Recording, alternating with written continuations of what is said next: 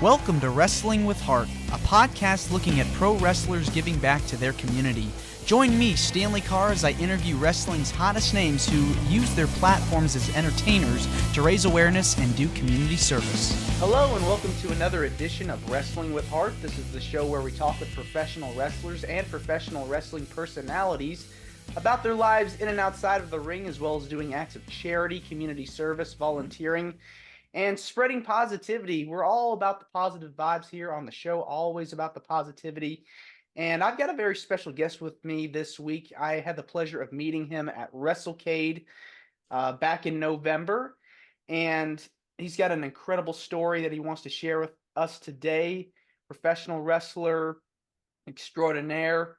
Pleased to welcome to the show, Mr. Daven Estacado. Daven, welcome to Wrestling with Heart. Thank you. I appreciate it. And I appreciate you finally someone saying my name right. So yeah, about time. Respect. I appreciate it. Absolutely, man. And yeah, a little bit of correction, because I do a little bit of everything. So I would just say wrestling personality, because Okay. everything from managing, commentary, in-ring work. I do it all. Try to be as Yeah. versatile as possible. And that's a really good way to be too, because there's so many jobs in the business. It's not all about, being a wrestler, There's so many avenues that you could go through in that profession. It's unbelievable.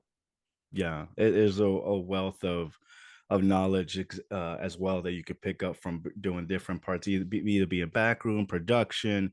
It's crazy, and Yeah. it's really cool, really cool. So let's talk about your upbringing and childhood. Where are you from? Born and raised in Northern Virginia, first generation Salvadorian, so my parents were immigrants. The middle child of like 5 kids, so we're a pretty big family. So that explains so much that I'm like the middle kid. um, yeah, that's pretty much a little bit about that. I grew up in Northern Virginia. Um, just you nerdy, geeky kid growing up, involved in everything that came to video games, comic books, anime, your usual stuff. So everything Yeah. from Pokemon to superheroes, that was pretty much my jam. And you got It to still go, is. I'm sure like you got to go to like all the Comic Cons down the road, got to meet various people. Being a wrestling fan, of course, you get to meet your favorites. So, Yeah. I mean, but were you a big fan growing up? How'd you get Uh, interested in wrestling? That I have to give it credit to my older brother. He's the one who was in more into wrestling. I remember watching a lot of the Saturday morning uh, wrestling every weekend with him, and then watching football afterwards. But a lot of it, I remember, like, I guess my earliest memory was kind of posing as a couple of wrestlers when I was younger. I remember the I don't know, right when everything kind of changed into like the blue and yellow early WWF days. So right before the new age or the new started up. So it was like my first memory. So like mid 90s, early No, like 90s. early 90s, probably late 80s. Okay. Memory's a little off. Okay. But I remember kind of like, posing and, pretending to be Hulk Hogan and, trying to body slam my teddy bears and stuff like that. Like, those are vivid memories, and then, enjoying that with my older brother. I used to be sick a lot as a kid because I used to have pretty bad asthma. So like one of the clear memories I Mhm. remember is watching, wrestling with him while I was sick at the hospital Oh. during those hospitalizations due to asthma. But yeah, those are like the earliest memories I have. And then watching the wrestling on the weekends, and trying to sneak out and stay up late to watch Raw on Mondays was pretty cool. And then later on, it got involved on more when I was in middle school, where all my friends and I were. It was like the whole Monday Night War. So some of my friends would watch WCW, some other friends would watch WWF at the time, and we would argue who would be better, who going back and forth. I remember Yeah. going back and forth a lot, sneaking up, making sure the television was on, putting the towel underneath the TV so nobody could know I was watching TV late. Trying to switch back and forth between the two. So yeah, that was a lot of those memories come from that too, and getting in trouble a lot. 'Cause Oh. during middle school and some part of my high school, our friends and I were like really just obsessed with it, and we'd argue. And I remember either before school we'd hang out in the auditorium because you get it early enough, you go to the cafeteria or whatever, and we would just wrestle each other in the auditorium, just beat each other up, to the point that after school or during lunch, we gathered a bit of a following at Oh, school. no. So a bunch of other kids started hearing like, "Hey, these guys wrestle each other during lunch or whatever." So we ended up getting like a gathering. It's very, yeah, eventually the teachers found out and put a stop to it, but we kind of carried it into high school. And I remember to this day, um, in high school, it was during like parent teacher conferences. Like we kind of started wrestling at this, just beating each other up, and it was just kind of funny to see like the principal and then like the police officer that would stay at the school kind of running down the hill, and we just kind of scattered as a group of kids were watching us wrestle and scatter out. It was good Yeah, times. they To had this to day, that principal still remembers me to this day. yeah, I mean, they had to break you guys up because it was like a backyard wrestling fight, Pretty and, much. anything could happen, anything could go wrong, but it's just one of those things where it's like, you kinda have to bring it down just a bit, you know? Yeah, it was, I admit it was stupid. They literally tell you don't try this at home, but that's the Yeah. first thing. Hey, come here, let me try something on you. Uh, Hey, man, you gotta do it, you yeah, know? You gotta get into it a little bit, when you're young. yeah. Um, And that was kind of cool because like I remember like my friends recording their own, matches and coming out and just us being kids, being stupid, yeah, face paint and everything, pretending to be our heroes that we grew up watching, and yeah. just beating each other on top of gym mats or Mhm. on top of mattresses. It was just us having fun and enjoying it, and Yeah. uh, it was good times, good times. So, let's fast forward just a little bit. When did you know, "How can I get involved with this? How can I do this for a living?" Um, I think that first spark started off with my buddy from high school. Because we started with the WWE games and the pay-per-views. Yep. So every pay-per-view, my buddy would call me up, "Hey man, we're having a pay-per-view party, just come over." So we all pitch in for the pay-per-view and beer and pizza and whatever, and we just kind of all hang out and just watch the pay-per-views. But then eventually my buddy and I had this rivalry. Every time a new WWE game or wrestling game would come out, we'd like make our personas. And that's kind of where it started as a this weird. I know like some fans probably there's like those internet federations where people talk trash in between Mhm. or whatever, promo stuff like that. It's pretty much how it started. I even had like us going back and forth on the internet on old Twitter and Facebook. It was really dumb, but it was just fun for all of us, kind of like talking trash. And then we kind of talked about it because a buddy of mine moved to Florida, and he's like, "Hey, I'm in Florida. I'm near one of the training centers. I almost moved in with him Mm. and the family." He's like, "I want to go train. Would you be interested? Hey, calm down. We can go training. This is when they do training." And he brought it up. I'm like, fantastic. That sounds cool. And then earlier than that, I used to live in New York, and there was like a wrestling school nearby where I lived, and apparently it was headed by Doink the Clown and a couple of other Mhm. people. Yeah.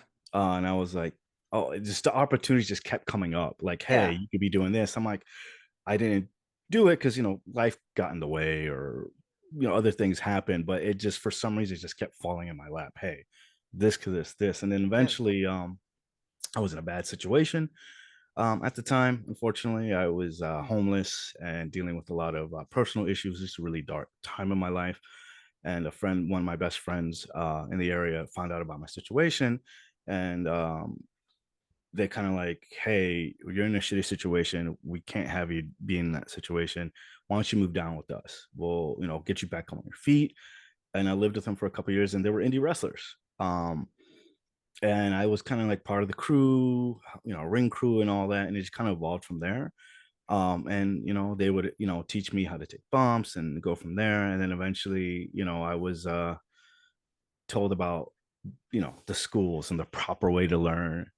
Uh, and I remember doing a couple shows and learning bumps and being taught by everybody there. Hmm. This is a great kid. He's still learning, paying his dues. Let's teach him a couple stuff.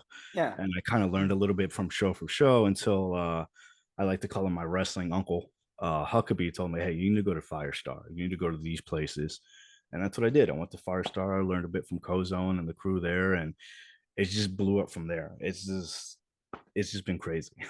Yeah. I mean, being homeless, that's horrible, you know? It was rough. It was about a year or two. Just it took a lot of growth and dealing with my demons and um coming to terms with a lot of stuff, a lot of healing between my family and I, that I what can I say? It was kind of rough there, uh, between the family, but a lot of that healing came through that.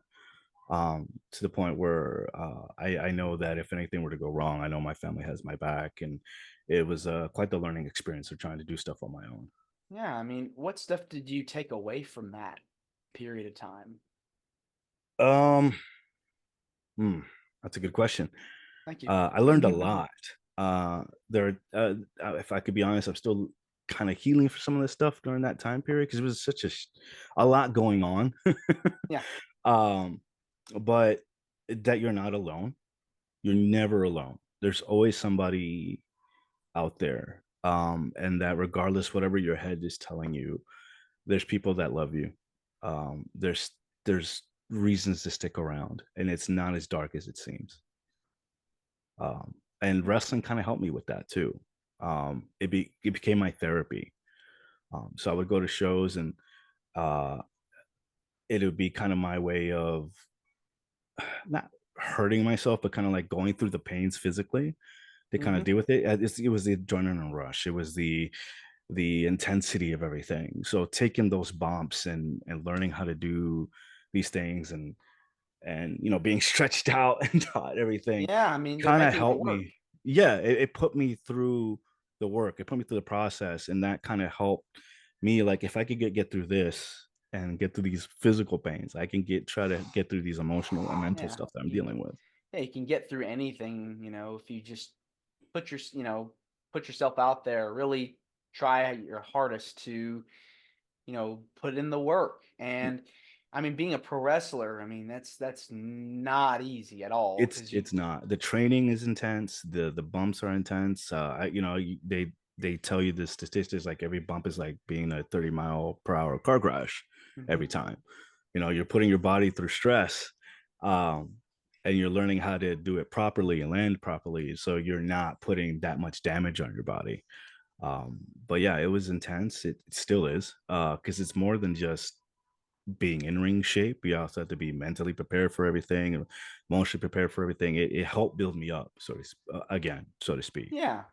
And you met a lot of people, I'm sure, during the training. Oh yeah, it's crazy how it happened because the whole I guess I'll just throw everything out on the table. Like I was homeless at the time, and and there were times where I had to sleep at my job, um, you know, so I could make it to work in time because I knew if I went home or I got a ride, there was no one's going to make it in time. So um, now that people knew, but I was like sleeping like behind the stairs behind my store at one point. So I'd wake up, go get my coffee, and open up the store. Um, what I didn't know is that one of the guys working at the mall was an indie wrestler, and I didn't believe him. So we just start talking wrestling, and he's like, "Yeah, why don't you come to one of my shows?" I'm like, "What do you mean one of your shows?" It's like, "Yeah, I'm an indie wrestler. On the weekends and whatnot. Like I do this, and then this is my job. It helps support this." I'm like, "Get the freak out of here, whatever." And he's like, "Yeah, no, no, no, come out." I'm like, "All right, sure, okay, whatever." And his name, he kind of mentored me a little bit, kind of like teaching me the ropes. This is what happens behind the scenes. This is how it works. This is how, just everything between starting a match. And he kind of like gave me my homework. Hey, you need to watch Dean Malenko. Hey, you need to watch Eddie. You need to watch, uh, you know, uh, Carlos Colon. You need to watch, these other big names, and you need to watch it like 3 times. You need to watch the first guy, watch the second guy, watch the ref, and then come back and tell me. Like he'll give me like everything to do like every weekend or every week, like every day. Like who'd you watch today? Study And tape. yeah, pretty much. And I didn't realize what he was doing until like now. Like, oh, I get it now. It was like the aha moment.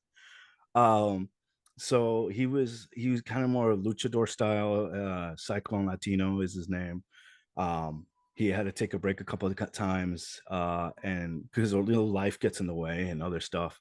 But the fact that he kind of took me under his tutelage and took me to shows and introduced me into this crazy world, um, was amazing. And he could tell, like the first show he took me to, my eyes just kind of lit up.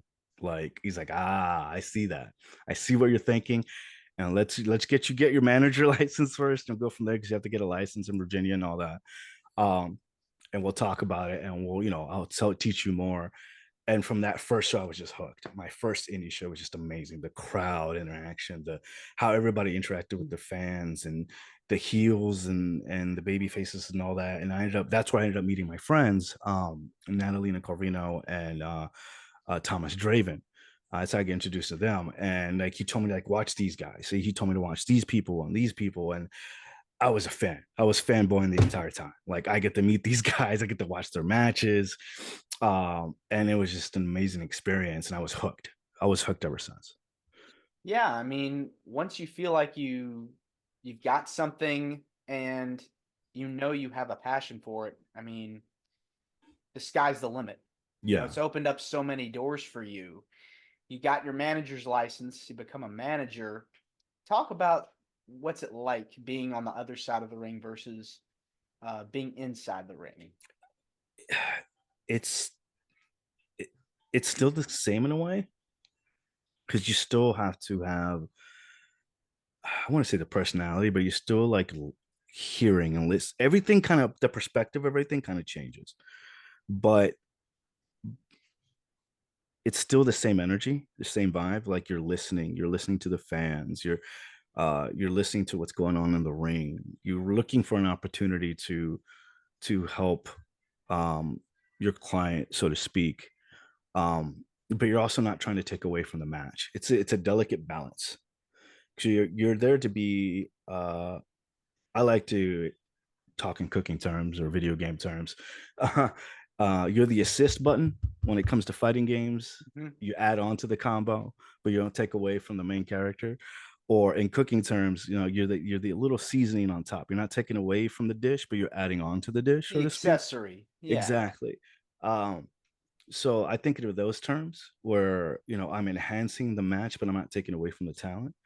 Um, and being outside, it's more fan interaction. It's more trying to push the story that's going on in there and being a part of that. And depending on what you're doing, it could be easy or hard Yeah. because like I said, it's like a delicate balance of how you interact with the person that you're coming out with. And a lot of it is either comes down to what you're trying to get from the fans, because a lot of it is just feeding off that energy. Right.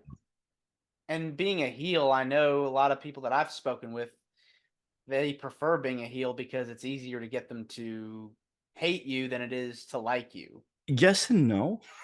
You'd be surprised. But yeah, Really? it's because but it's also because I try to be a little different. Because everybody, does the same thing. You can uh, you know, it's your presence, I guess, is when you come out there.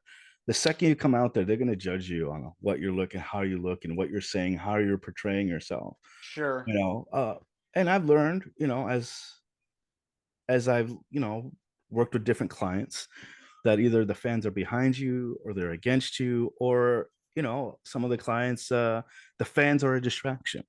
So when you come out there, you could look down on the fans a little bit on time, from time to time, and like, hey, look, they're the distraction. Your focus should be your opponent. So depending on who it is, yeah, I can agree with that, or disagree depending. um Yeah, I mean, you're right. And sometimes it can be harder to be a heel in this day and time because fans want to cheer you and you're trying to do your job by getting them to hate you. So it's like this weird vibe, and it's kind of like how can I I, get- how can I find a way to boo you, but like your work, you know? And I think that's the thing. Like, you watch any good villains that, or read any good villains. Yeah, You have, one case example would be, The Walking Dead. sure. There's a lot of villains in that series, and people either love them or hate them. Disney villains as well. You have these perfect, caricatures of what a villain should look like, their color, their personalities. That there's people who still love or hate them. Yeah, Um, it's all about stories, and I think that's what we all are. yeah, We're all personal stories and different stories that come together. And as long as you're able to portray that story and portray it well, you excel in this. I read a lot of when it comes to script writing, movie writing, or just writing in general, writing books. There's a specific formula, so to speak, when it comes to certain things. There's like the three act structure, or how a character interacts, or why there's conflict. Um, it's always comes to a difference in ideologies, and I think that's where it comes. If you can get that, people understand. They're either going to be with you or against you, either way. And then sure. if you can capture that and capture those moments and capture those feelings and emotions, or you're golden. You're Yeah. golden. Is writing something you've thought about getting into as well, like writing scripts or writing Uh, books or it's one of those situations where, like, growing up and as a kid, I was told I was going to be a prolific writer, really? but I didn't really fall back on it. I just enjoyed writing stories as a kid. One of my biggest inspirations was Stephen King. Oh, Um, that's good. so I really got into that. Stephen King, Michael Crichton. I was kind of a gifted kid, one of those gifted kids early on. Uh, so it started off because I wanted to write poems. I wanted to write comic books. I was really into comic books, and just, um, really getting into that. I always wanted to, but I never did. I always have these ideas for stories and comic books and stuff like that, but I never really got down to write everything. I'm starting to get back into it now, to kind of nurture it now. Yeah, Um, just because, I think everything comes back to wrestling. So whether it yeah, be acting or writing or writing a script, I think in a way it's still helping me get more into storytelling. Um, but yeah, I'm starting to kind of go back into it and write it, and kind of learning how to write again. yeah. There's a friend of mine, fellow colleague of mine, who does write. He writes for music videos. He writes for uh, movies and all this other stuff, and he helps um, certain other writers and producers. And he makes his own stuff. He's written this series, and the way he writes, even kind of like, it's amazing how he writes his books and stuff. It's almost like a script format, but you're still reading it as a book. So it's like a third person, first person perspective, but like movie perspective, and it's amazing. So I've been kind of learning to kind of write in that style, being descriptive and scriptive in a sense. Yeah, And that's helped it a lot, kind of like explore. So now my mind's kind of like, I'm yeah, always trying to learn, yeah, and being versatile, and it just kind of opened up mm, this passion that I haven't had since I was a kid, learning, because I was deep into sci-fi and, horror and all that. So that's kind of even opened up even more, like, how can you use those elements in wrestling? So it's just more me doing more homework and coming back, having it come back to wrestling, honestly. yeah. I mean, it's good to be creative using your imagination. You've got an outlet for it, and Hmm. have been involved in so many different roles, as we said at the top of the podcast. And you had a story you wanted to share with us that was very important to you. Why don't you tell us about that? Yeah, as I mentioned earlier, I used to be sick a lot as a kid. Um, and I had really bad asthma since childhood, since birth, really.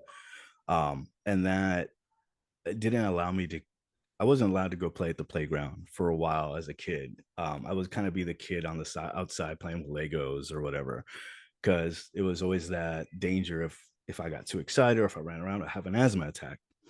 And as a kid growing up, that's kind of messed up to have that dark thought, like my next asthma attack would be my last. So I would always be afraid to kind of go out and play with other kids or try to do anything. Um, so it was all based pretty much from my childhood, even from my birth. I don't want to say that I was struggling. I always had this mentality that I was always constantly struggling with my life, or struggling with issues, even at birth. Not that many people know, but I am a premature. preemie. I was born 5 months early. I didn't know. I wasn't told till later on.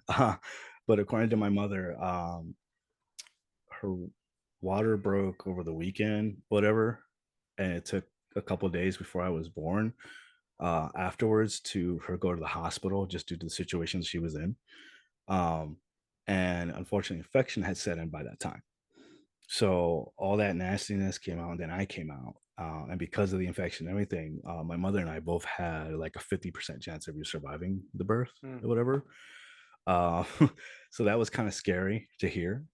But my mom being a woman of faith, was, trying to push through and do what she can. And apparently said she had a vision that uh, like the clock was like 5 o'clock in the morning, whatever, and there were like 7 doctors helping me, us, and then, lo and behold, I was born at 5:55 in the morning and at 7:11.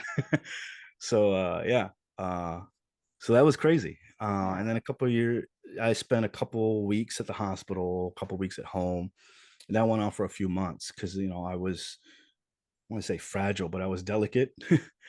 Being 5 months early, not being completely fully developed, I spent a couple weeks at the hospital before they would allow me to send me home. So for like the first few months, that was kind of like a routine for my mom. My mom jokingly says that I was the reason she learned English because she was like immigrant. So a lot of her English came from talking to these practitioners and doctors and people. And then my older siblings being kind of somewhat translators. So yeah, it was like a big deal. Um, knowing that it kind of that explains a lot. And then later on when I was like 2, again comes back to the asthma. I had a horrible asthma attack. I remember sitting on the couch while things watching Chips. Thanks with Eric Estrada. And I was like, drinking my soup and I just started coughing. Mm-hmm. And I was sick at the time because that's why I wanted soup. I thought I'd feel better. And then from that, I don't remember much. I remember hearing sirens. I remember seeing the lights and whatnot, and being in the ambulance. Everything else was just told to me from that point. I had an asthma attack. I stopped breathing. My parents tried to resuscitate me. My older sister, who did take CPR classes in high school, was the one who tried to start CPR. The messed up thing is that it wasn't the ambulance that showed up first; it was the firefighters, and they didn't know what to do. So that it was just a long time without oxygen and all that. Um, that affected me and everything. That I ended up being in a coma for like a week. So like for 7 days, I was in a coma, not aware of what was going on. And yeah, it was rough. The doctors didn't think I was going to come out of it, or if I was going to come out, it was going to be the same. It was a really big deal. Um, being in that situation, my family didn't know what to do, what to expect. Um, and then on day 7, I just kind of woke out of it. I remember that. That was weird. That's a weird memory. I remember seeing my parents kind of crying. And I woke up, I'm like, Mom, why are you crying? Don't cry. And that was it. That's all the memories I have from that situation. Yeah. The fact I can remember that is crazy. Yeah. But That's scary. yeah, yeah. And then just from there on, it's just the constant threat of asthma, or uh, it was really bad. Like I wasn't able to go up and down stairs because I would get tired. So it was always nebulizations, always medication, being medicated, trying different medications, skinny, chunky. Just the medications just messed with me a lot. And knowing that I have ADD and ADHD and other dealing with mental health in general didn't really help the situation. And looking back, I was picked on a lot as a kid. I was bullied a lot. People didn't like me because of just my awkwardness and just having those diagnoses. There's little tics that we have. So Yeah. I'll click my pencil, or I would shake it would annoy other kids, but I'll be the one separated. They wouldn't separate. I Yeah. was the problem. Yeah. So I kind of didn't really help much in my formative years. So that's why my constant, like at the time, I was like, why am I always struggling? Why am I always getting beat up on? Why am I, you get to learn pretty quick how to get out of stuff when people try to bully you, beat you up. So I was kind of resourceful on that end. But I guess I gained a little bit of respect back when I started wrestling with my friends because kids started watching this and watching us being stupid. Hmm. And the fact that I was kind of like the mankind of the group because I'd get thrown into a trailer or something and I'll get it back up laughing because it's like, yeah, it just Thrown off the chucked. topic. Looking back, it's funny. I'm like, wow, I guess that's kind of a weird way to gain respect. Like we're beating up this kid, but he's getting up and laughing. Okay, that's kind of Mhm. weird, Yeah. But yeah, I came to school one day with this beat up. It was an old WWE title, and a buddy of mine like duct tape it back together with like random bits of tape, and he just was Sharpie hardcore champ. And I came to school with this beat up old WWE and like a Mm. huge bruise on my arm Mhm. because a buddy had thrown me into a playground and on a trash can, and there were kids watching this. And when I picked up the title, they're like cheering. I come back and take it to school the next day. They're like, "That's pretty cool." Like, yeah, I was like, "Really? Now I'm cool." It was just kind of crazy to see that difference. Yeah. Um, yeah, so yeah, in a way, the wrestling stupid backyard wrestling, kind of helped me, reclaim some respect and get some street cred in a way. And you're now doing it, and you're successful, and you're loving what you're doing, which is Yeah, the important thing. It's you know very traumatic, being able to having to go through all that, but the fact that you overcame all that stuff to see where you are today is just pretty amazing. So yeah, yeah. I so see it as a awesome. blessing. I looking back at the time, I didn't understand it. Things happen. Not saying that things happen for a reason, but um, looking back at it, my mind about it has changed. My thought process about it. Um, I'm not telling this story. I'm not telling people to feel sorry for me or feel bad for me. Be like, oh, poor David, like, oh, poor baby. No, no, no. It's at the time, yeah. That's how I felt. Like I was being babied, or it helped me in a way, in a messed up kind of way. But now it's kind of like I wasn't struggling. Is the fact that I was fighting, and I beat the shit out of all that. I literally stared death in the face, and I said, "Fuck you." Yeah. And I'm here. That's why I'm like I'm not really scared of big guys because I used to be bullied and beat up, almost on a daily basis in high school, and so dealing with all those challenges, those opponents, so to speak, and me overcoming them has really said a lot. Like I'm not this weak kid. I'm not this, pushover as people like to think. I'm pretty badass. The fact Yeah. that I came out through all that, and I'm here talking to everybody about it, and it just kind of put this passion and this adversity in my mindset. I'm like, yeah, I'm pretty badass. Yeah. Definitely are. It was great meeting you at Wrestlecade. You and Ron, I know, have got a podcast together. Tell me about how you got started with that. I first proposed it as a way to kind of push other talent, really, or push promotions, because there were so many promotions I was working with or involved with. They weren't they were posting posters, and I would send their posters to the radio station, but I didn't really see any other content besides that. So in my head, I wanted to create content for promoters and promotions and talent, but I wanted to find a way that I can also promote that, hey, I'm doing this commentary, I'm doing this. So it first came about when I used to work with my partner, Aloysius Skipper Jenkins III.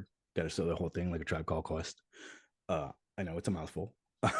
So I proposed it to him like, hey man, look, we're trying to get more bookings, we're trying to get more commentary. What about the idea of putting something together where we can make content but still push ourselves over? When people want to think about a way of, all right, who are the guys that we need to create content, do interviews, or have anything involved, create content in between shows, we wanted to be the guys. So I pitched the idea to him, hey, we could do interviews, we could do backstage, we could do show up on show days, do breakdowns, do, create content pretty much. And we'll get over by putting these other people over. And that's how it started. We did it for about a year or two, give or take. And then since I was kind of out of the area and he was doing his own things, getting other bookings, we kind of decided to go our separate ways to do our own thing. Because after a while, we couldn't do it as much Yeah. as we wanted to, and we just kind of went our separate ways from there. Starting doing a little bit more managing. Me started doing just a little bit more of the commentary and managing and everything else. So just kind of do a little bit of everything. And then eventually Ron reached out, and he was like, "Hey man, I see that you're no longer doing this thing, but I kind of looking for a co-host." I think he was doing he had a couple people come on with him, and then he kind of reached out to me, "Hey, you have some experience in this. Would you like to give it a shot?" I'm like, "Yeah, sure, why not?" And we just been doing it for about a year now, a little over a Oh year. wow. And it's been interesting and crazy. It's been a crazy ride, honestly. Just because then I get to learn and work with the people that he's worked with, and then they realize they worked with me before. It's a small world. Hmm. I say it a lot. You're in North Carolina, you could throw a rock and you could hit a wrestling promotion or a wrestling school or whatever. You're kind of like in the holy land of wrestling, because you're in this, in the North Carolinas, Virginia area. A lot of wrestling happened here in the Yeah, a lot Carolinas. of history. So being around that rich history and getting involved in the industry and getting to meet people has been quite the experience, especially with Ron, knowing who he knows, and then him, and introducing me to these. It's all about the networking. Definitely. Um, and I see the differences how people work. With Aloysius, he had a certain way of doing things. With Ron, he has a certain way of doing things, and I'm able to combine what I've learned from both of them, each of them, and grow. I think is really the best thing. And the fact that I'm able to do this, I've kind of learned to become comfortable with myself a little bit more. Not that I wasn't before, but kind of be able to do stuff a little bit more on the fly. If something goes wrong, just to roll with it more, and just kind of learn how to handle the ship on my own in a way, and a better way of doing business. Getting to learn how to do things differently from Ron, and learning his process and who he has access to, and um, how his podcast works and how what he uses. It's all resources. It helped me to learn a lot, Yeah. as well. So it's really cool to kind of see his work and how he does it and how he interacts and kind of learn from Hmm. him. Um, and he's taught me a lot. As controversial as he can be, and how he pushes the boundary, I think it's also a cool learning experience too. I mean, an event like Wrestlecade, where you have a sea of people, like it's one of the Mhm. largest wrestling conventions in the world, and you guys had an incredible booth, and I'm glad I got to be a part of it. And we were also vendors as well, and so getting the chance to network with you guys and talk with you, and did you guys get to meet anybody while you were there? Oh, I got to meet a lot of people, and it was great because he did mention you would come by. You spoke with you before, and just kind of like being able to network like that. And what I liked this was the fact that and what I like to see with any company to do. We're pushing you, you're pushing us. We're taking you with me. It's just, again, it's one hand washes the other, is as some people like to say. Exactly. And sharing in those resources with one another, and be able to have a dialogue and speak and interact, I think was great. And the fact that had the opportunity to work with Overdriver, work with Bill Wright, and Ms. Madeline Wright with that, and have their support was amazing. And then have our Ring Wars Carolina there with us, just to have access to them and be close and talk to them, learn from them, and having them on the podcast as well, because we're there to push Overdriver, but also to push the talent involved with that. Um, it's kind of great to see all that kind of come together and kind of work out. Yeah. Um, there were some people that we wanted to interview that just either because of time or things came out, we weren't able to. But yeah, we still got to meet a lot of cool people. We got to meet Rikishi and Billy Gunn. I got to meet Violent J, which is just really made my weekend. It was like a personal story I was able to share with him. I got this tattoo in memory of a buddy of mine. Got the little hatchet man. It's the same tattoo he had, and he unfortunately passed away in Afghanistan in early 2000. But I grew up with this guy. He literally was like the older brother at school. Everybody knew him. And he got me into ICP. If it weren't for him, I wouldn't, be even listening to ICP. And I told him the story. I want to get this tattoo with a buddy of mine. And when we get there, um, for some reason, every time we hang out, we have a party. This guy wanted to watch Forrest Gump or some horror movie or something. It was always that. Every time we got to a party, it got annoying at one point. I I'm like, bet. bro, we've seen this movie like 1,000 times, dude. And we get to the tattoo shop. We're waiting for it, and you're not gonna believe it. Forrest Gump is freaking playing at the tattoo shop, and we kind of look at each other. And it's his favorite scene too. When Gump is at Vietnam, he's like telling Gump, "You better tuck in that lip before you trip over a wire." Like we're looking at this. No motherfucker knows we're getting this tattoo. He's here with us. He has to be. And telling Jay that, and he's like, "Wow, that is crazy." Like his reaction to it was kind of like a full circle moment for me. It was pretty dope. And Nice. just for me was also getting to see it from my partner's eyes, my girlfriend, and having to see her first big wrestling convention and seeing her light up and see her heroes that her mom joke about the mouth from the south and having a crush on him. Her mom was so jealous. It was really cute to kind of see that interaction with her and Rikishi.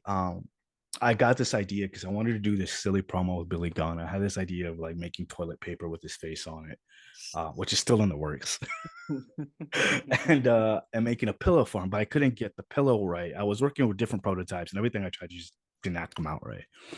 And she crochets. She crochets these awesome little things. She crocheted gifts for my family and I. And I just thought idea. I'm like, you think you can make a butt? And she's like, what? I'm like, can you make a butt? She's like, I think I can. I could find the pattern. And so I was like, this is the idea I have. She's got a great idea, hon. If I can make this work, let's make it work, and we'll see what he Yeah. thinks. And I wanted to, show it to Billy, and she just went a little overboard with it. Oh man.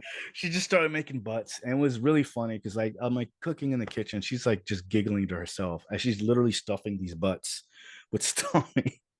And so she managed to make different sized ones, and she brought it with us to Wrestlecade.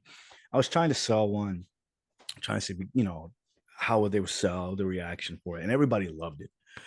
Unfortunately, I thought Billy Gunn wasn't going to be there because I was told he was only there for like the first 2 days. So on the last day, I was kind of bummed about it, no pun intended. And he just shows up. I'm like, Kate, that's Billy Gunn. That's Billy Gunn. He's here. She's like, well, go give him the butt pillow. And I'm like, all right, cool.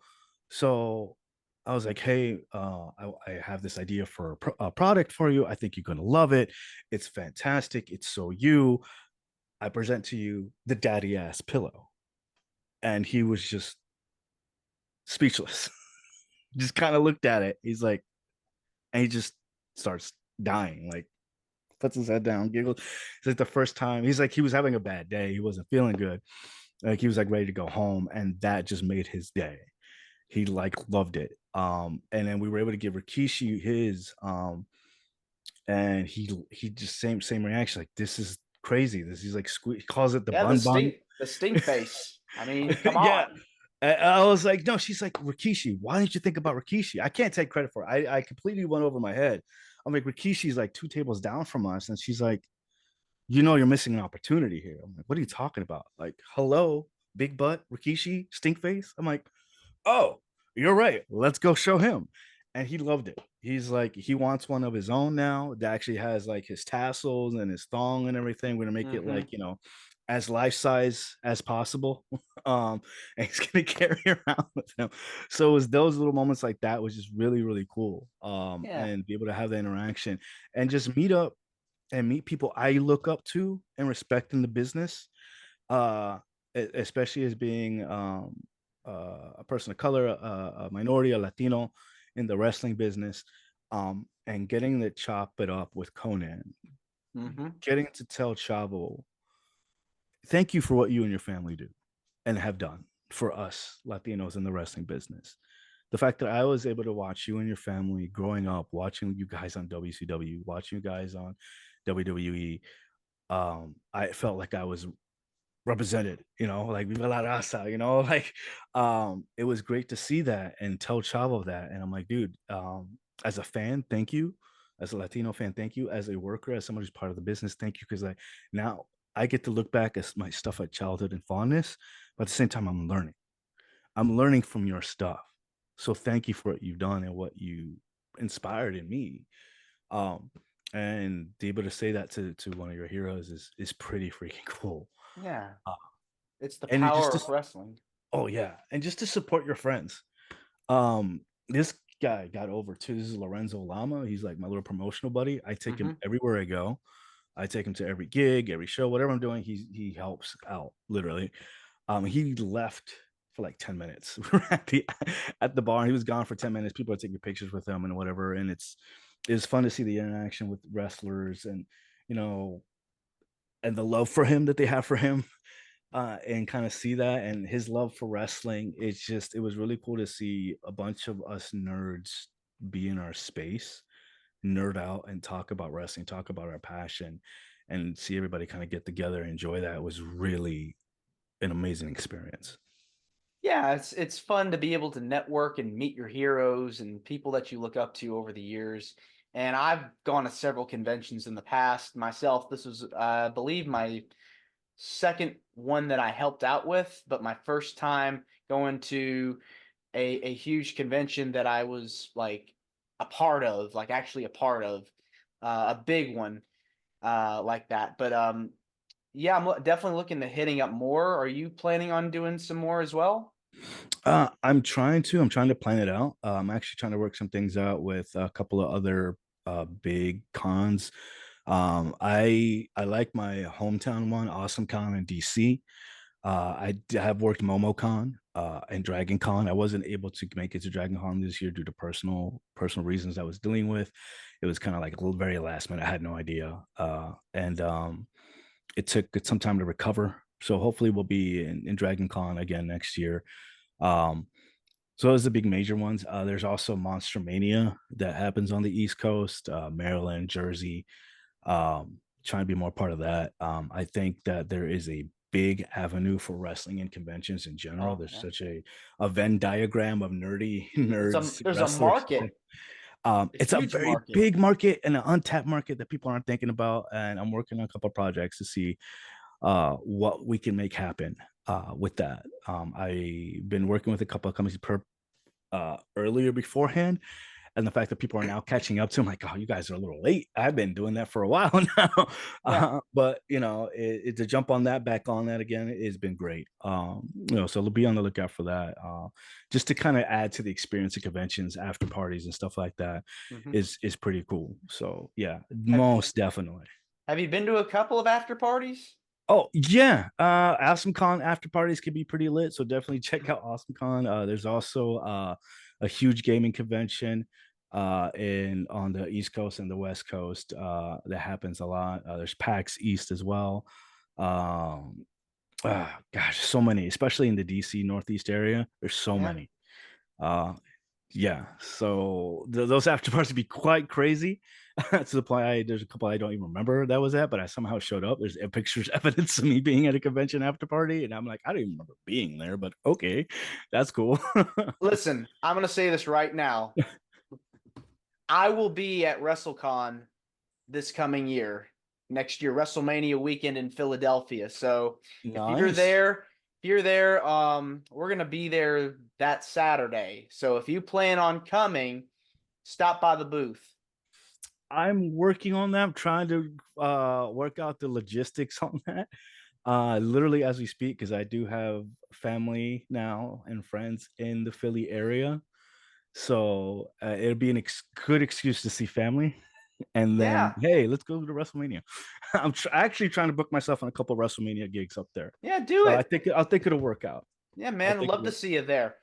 Listen, David, this has been awesome getting to talk with you about your life story and everything you've been going through, wrestling. It means a lot to me and to the viewers and listeners. listening to this and watching this on YouTube, where can people find you on social media? Most of my social media is going to be Twitter, Instagram, Facebook. Daven is Disaster. I use the same plug for everything. You can also find me on Facebook at Daven Estacado, full name. Just look it up. Yeah, I'm on everywhere online. Video games. You want to play some video games with me? Just find me on there as well. I want to plug a couple things. Yeah, go for it. There's you're big on charities, and I want to pitch an idea to you. Sure. There's a charity that I found out about as somebody who deals with mental illness and deals with, issues. There's a great charity or a great company that works with veterans and people with mental disabilities, and giving them emotional, not emotional, but actual working dogs. Paws for People. Always wanted to get involved with them. They're an amazing charity, amazing group. They, train dogs, and they work with inmates. The inmates work with these dogs. They can help rehabilitate them and work with them. And then those dogs are then designated to choose, pretty much choose who they're going to work with. And it's such an amazing charity. There's other similar charities I get involved with. Very interesting. So definitely support them. I love that. Get them in contact with you. Yeah, happy to. I'll be sure to put a link in the description box down below. So give them a shout out and give a couple of eventually talk to you about other opportunities regarding charities. I think you have a heart for charities. You have a heart for people. Thank you. I'd love to stay in touch with you and touch base on that with you. Would love to. Thank you again. You're more than welcome to come back. No problem. Thank you. Part two. It was an absolute pleasure and an honor. Thank you. It just appreciate it, man. Thank you. Yeah, of course. Have a wonderful day. Me too. And as I always like to say, deuces. This is Wrestling with Heart. I hope you found this podcast to be informative and entertaining. If you did, please hit the subscribe button and look out for the next edition.